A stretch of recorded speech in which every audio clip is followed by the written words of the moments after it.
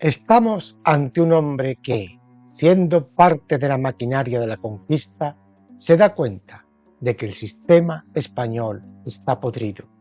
Bartolomé de las Casas, nacido en Sevilla en 1484, creció rodeado de las noticias del Nuevo Mundo, esa inmensa tierra descubierta por Colón más allá del océano. Al principio, como muchos otros viajeros, llegó a América con la ambición de enriquecer su vida.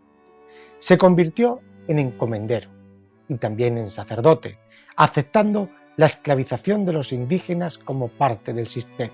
Sin embargo, algo en su conciencia despertó. En un giro sorprendente, renunció a sus tierras y a su poder, y comenzó una cruzada contra los abusos coloniales.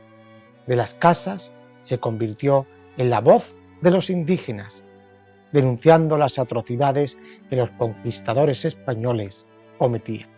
Su obra más famosa, la brevísima relación de la destrucción de las Indias, revela el sufrimiento de los pueblos originarios.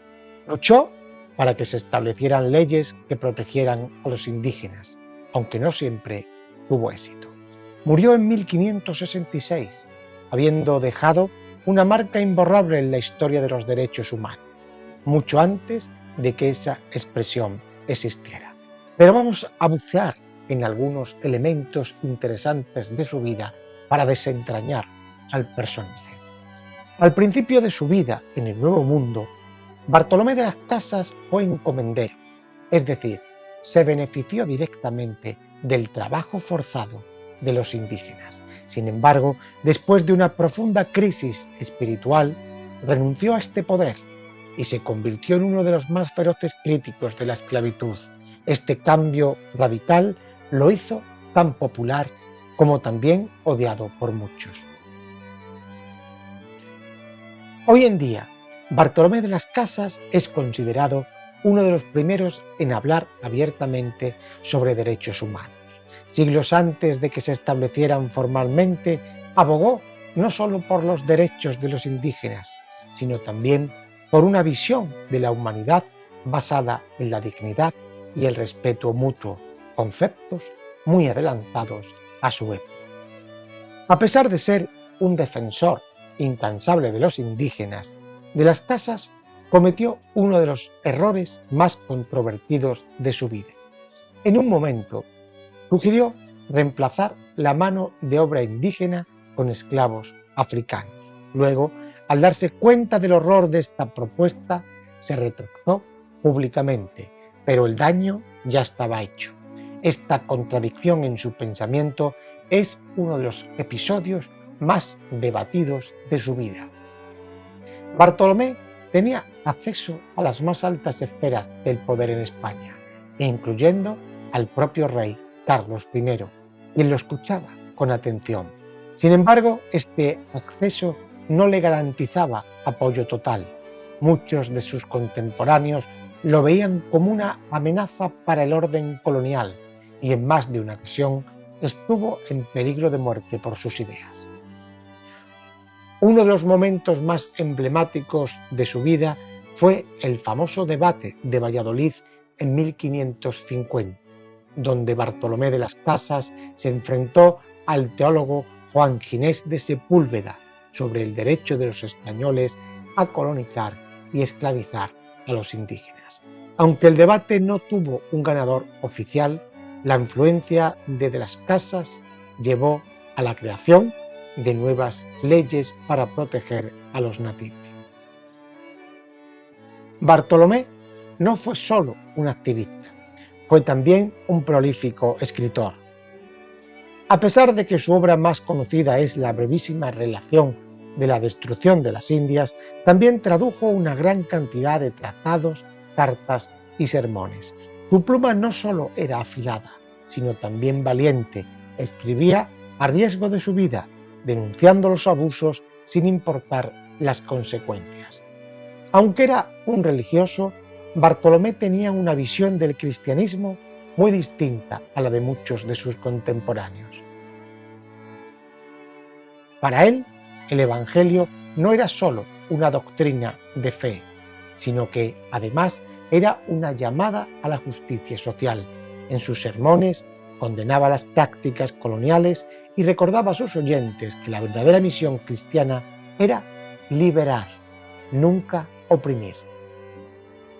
La obra de Bartolomé de las Casas fue utilizada por los enemigos de España para crear la llamada leyenda negra, que exageraba los crímenes de los colonizadores españoles.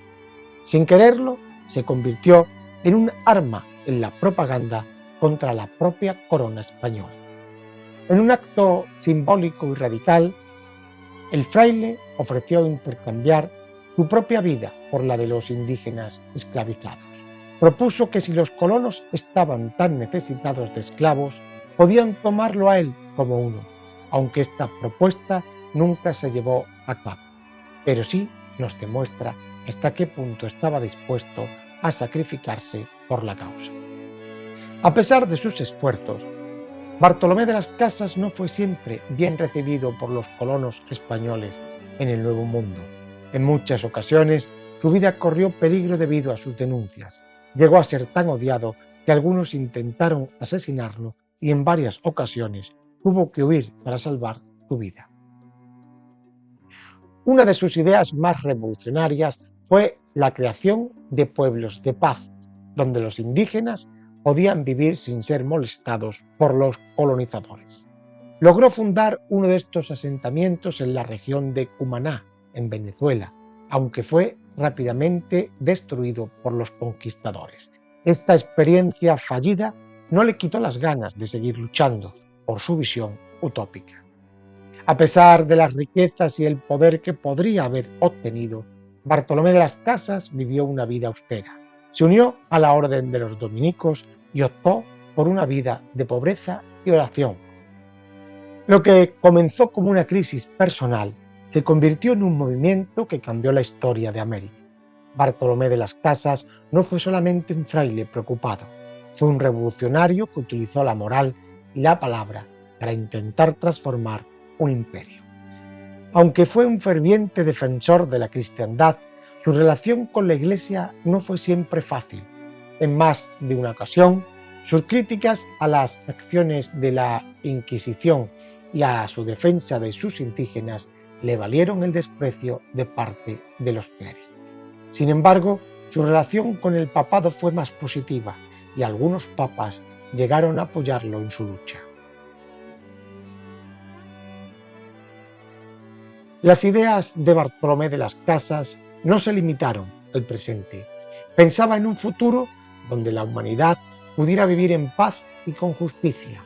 Aunque sabía que no lo vería en vida, luchó por establecer las bases de un mundo donde todos, independientemente de su origen, fueran tratados con dignidad.